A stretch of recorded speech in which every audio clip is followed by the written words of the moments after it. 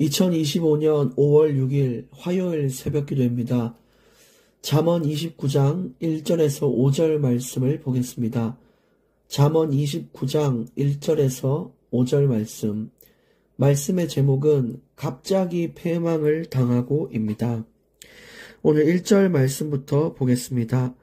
자주 책망을 받으면서도 목이 곧은 사람은 갑자기 패망을 당하고 피하지 못하리라. 지금껏 우리는 잠언과 또 말씀을 통해 하나님의 뜻과 또 교훈과 책망을 받았습니다. 근데 사람들은 이거를 대부분 지키지 않을 때가 많고 또 지킨다고 해도 그 기간이 길지 않고 또 일시적으로만 하고 결국에는 다시 예전의 나의 삶으로 돌아갈 때가 많습니다. 오늘 여기서 목이 곧다라는 것이 하나님의 교훈과 책망을 받아들이지 않고 그냥 내 뜻대로 사는 교만한 자를 뜻하는 것이 목이 곧은 것입니다. 근데 이렇게 목이 곧은 사람들이 계속해서 하나님의 말씀을 안 듣고 살아가는 이유 중에 하나가 뭐냐면 말씀을 안 들어도 인생에 큰 타격이 없고 별 지장과 문제가 없는 거예요. 실제로 여러분 한번 해볼 수도 있고 해보신 분도 있겠지만 하나님의 말씀을 안 듣고 살아도 처음에는 별 문제가 없습니다. 오히려 더 잘 되고 편한 것 같은 느낌도 받습니다. 그런데 오늘 1절 말씀에 보면은 갑자기 재앙을 당한다는 것입니다. 그 인생의 어느 날 이게 쌓이고 쌓여서 하나님의 기다림이 끝났을 때 그때 그 재앙이 오기 시작하는데 그때는 막을 수가 없고 피할 수가 없는 걷잡을 수가 없는 인생의 재앙이 오게 됩니다. 그래서 지금 괜찮다고 해서 좋은 게 아니라는 것이죠. 하루아침에 재산을 다 잃기도 하고 어떤 사람은 목숨을 잃기도 하고 큰 병을 얻기도 하며 또 어떤 큰 타격을 얻고 이렇게 자꾸 어려움을 겪게 되는 갑자기 들이닥치는 막을 수 없는 재앙을 당하게 됩니다. 그러니까 목이 곧은 사람은 지금 내가 괜찮은데 하나님 말씀 없이 살아도 하나님 없이 살아도 참 편한데 라고 생각을 할 수 있는데 그것이 갑자기 올 재앙을 모르기 때문에 하는 소리라는 것입니다. 두 번째 2절 말씀 봅니다. 의인이 많아지면 백성이 즐거워하고 악인이 권세를 잡으면 백성이 탄식하느니라. 어디에 가든 이 의인과 악인이 있어요. 의인은 말한 대로 목이 곧지 않고 하나님의 교훈과 책망을 잘 받는 사람인데 이런 사람들은 늘 성장하는 사람이죠. 항상 하나님이 주시는 길을 따라 변화되고 수정해 가면서 진짜 어디에 가든 도움이 되고 그 분위기를 바꿀 수 있는 평화를 추구하는 자가 됩니다.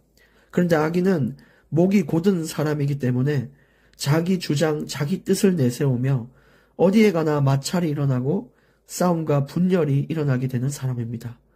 그러니까 당연히 의인이 많은 곳과 악인이 많은 곳을 떠올려 보면 그곳의 분위기와 어떤 결과는 우리가 예측해 볼 수 있는 것이죠. 저와 여러분은 목이 곧은 사람이 아니라 하나님의 교훈과 책망을 기쁨으로 받아들이는 의인이 되기를 원합니다.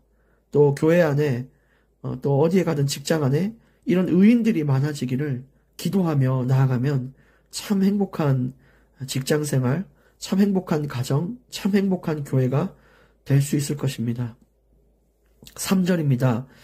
지혜를 사모하는 자는 아비를 즐겁게 하여도 창기와 사귀는 자는 재물을 잃느니라. 자녀들을 봤을 때도 참 지혜를 사모하는 자가 있어요. 이런 자녀들은 항상 부모님 눈에 기쁨이 되죠. 항상 노력하고 도전하고 성실하고 정직하며 항상 어디에 가나 칭찬받는 자. 그러면 부모님의 자랑이 되게 됩니다. 얘가 내 아들이다, 내 딸이다 자랑하잖아요. 근데 창기와 어울리고 도박하는 곳에 가 있고 항상 어디 폭력배들하고 어울려 있고 이러면은 부모님 입장에서도 어디 가서 얘가 내 아들이다, 내 딸이다 얘기할 수 없겠죠. 그것처럼 우리는 자랑스러워하는 자녀가 돼야 됩니다. 하나님 보실 때도 마찬가지예요.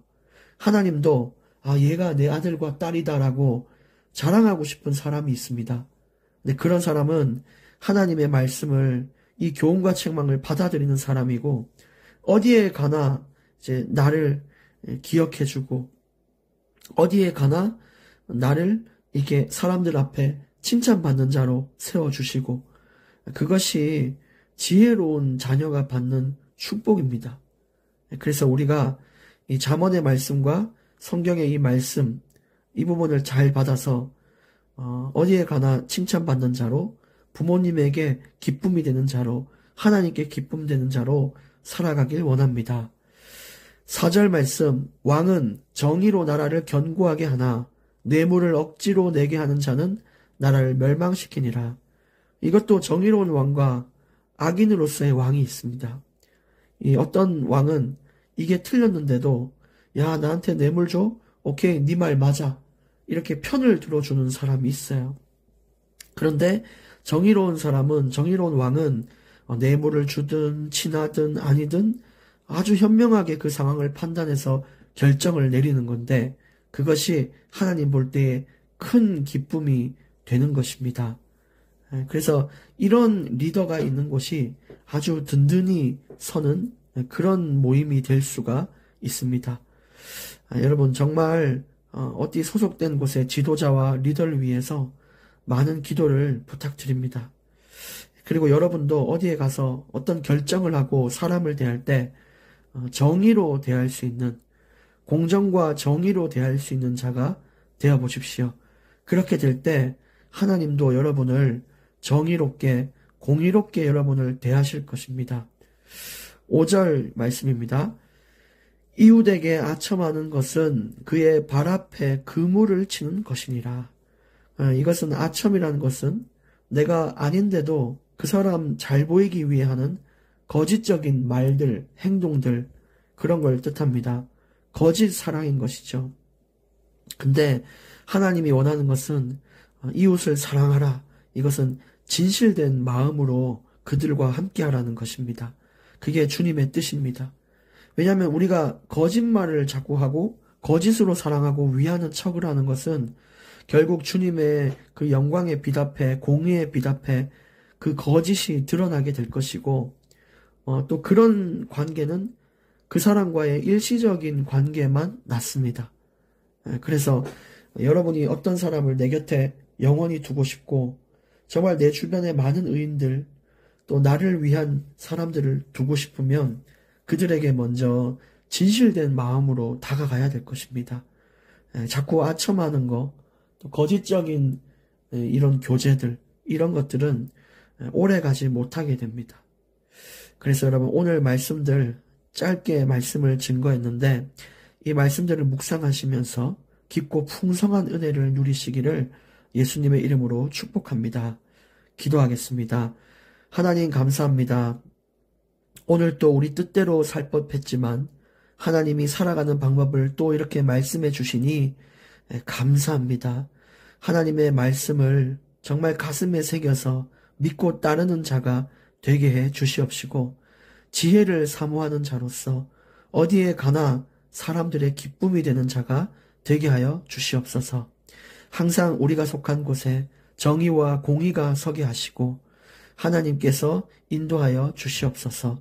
또 우리 하원교회 전성도는 이제 서로 아첨하는 자들이 아닌 진실된 사랑과 진실된 마음을 품고 함께하는 그런 기쁨의 교회가 되게 하여 주옵소서. 예수님의 이름으로 기도합니다. 아멘.